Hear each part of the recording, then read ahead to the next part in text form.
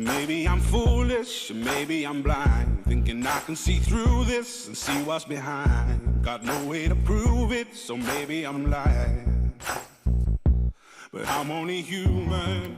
Sylvie, on est ravis de vous voir ici parce que lundi, il y avait le ministre Jean-Michel Blanquer à l'occasion du lancement de la semaine de l'éducation et notamment sur France 2. On n'a pas eu le temps.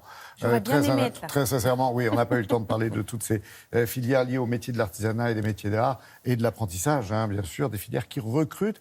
Mais tout le monde ne le sait pas, ça. Exactement. D'abord, Laurent, je voulais vous remercier de me laisser parler de ça, parce que c'est exceptionnel. On C'est-à-dire vous le doit bien, Sylvie, avec tout ce que vous faites pour tous ces métiers. Non, mais nos artisans d'art, on le sait, ils ont le vent en poupe en ce moment. Et puis ils créent des débouchés. Ils créent des débouchés.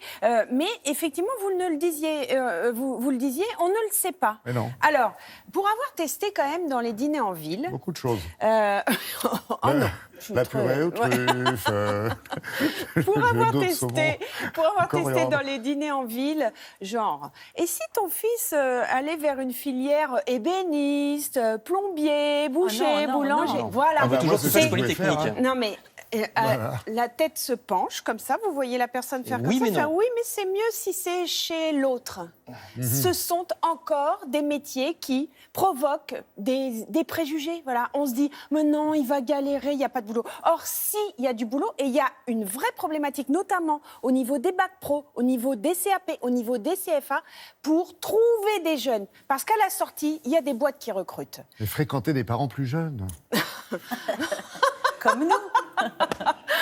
Bon, écoutez, je n'y arriverai jamais. Regardez, mais j'essaie d'être sérieuse. Et vous l'êtes. Ouais.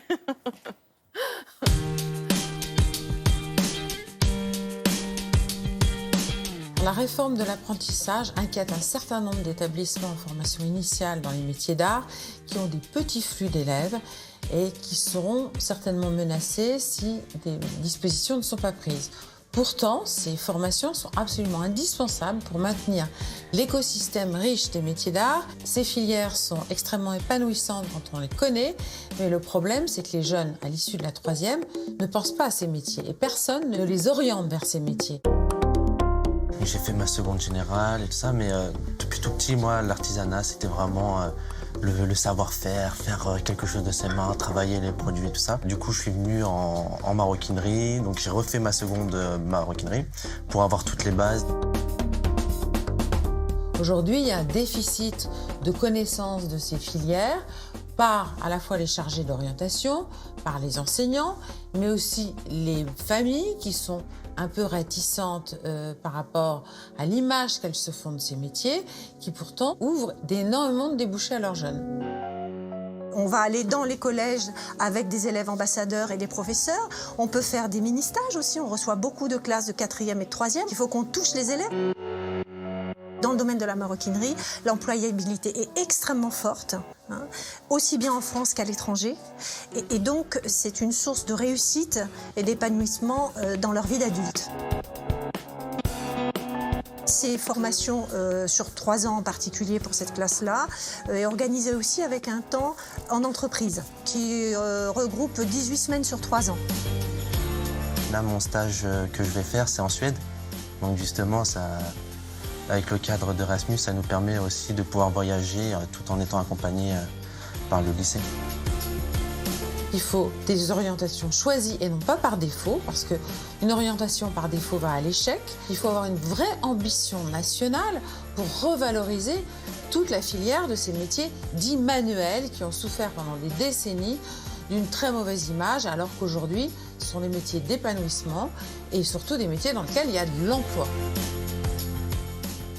Ouais, le problème, Sylvie, c'est de valoriser toutes ces formations, quoi. Oui, valoriser. Et comment, en fait, on peut répondre à ces problématiques? Alors, Mariette Dupont, la proviseure, et Marie-Hélène Frémont, qui est directrice de l'Institut national des métiers d'art, qui œuvre énormément pour promouvoir justement ces filières-là. Elles disent quoi? Elles disent il faut former, et c'est ce que j'aurais posé au ministre lundi, ce que peut-être je lui poserai à l'occasion, c'est aider pour la formation, notamment des professeurs, c'est-à-dire qu'en seconde, ils se retrouvent un peu perdus, ou en troisième, ils se retrouvent perdus face à des élèves. Allez hop, on n'hésite pas, on les envoie vers ces filières-là. Allez, on Ce file. sont des bonnes filières. Voilà. Et surtout, changer l'image de ces métiers dans la tête des parents.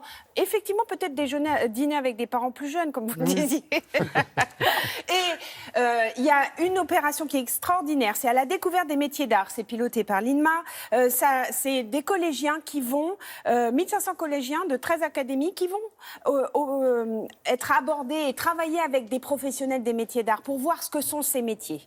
Voilà. Merci. Et j'ai pas le temps de vous parler du Non, manque il est de... déjà Non, mais 23 heures, si. Sylvie, il Mais faut non, aller se mais- coucher. Et après, au Luxembourg, des D'accord. mains de maître, il y a une exposition formidable justement Non, pour puis il faut l'excellence des profiter quand métiers on d'art. parle de ces métiers et puis de Je l'apprentissage. peux encore rester jusqu'à demain. Non, mais c'est vrai, il y a une nouvelle attitude des chefs d'entreprise aussi. Exactement. Bah Bon, oui, même s'il c'est bien. manque de sociétés Voilà. qui aident à l'apprentissage. C'était pas pour vous relancer parce que donc, c'est fini.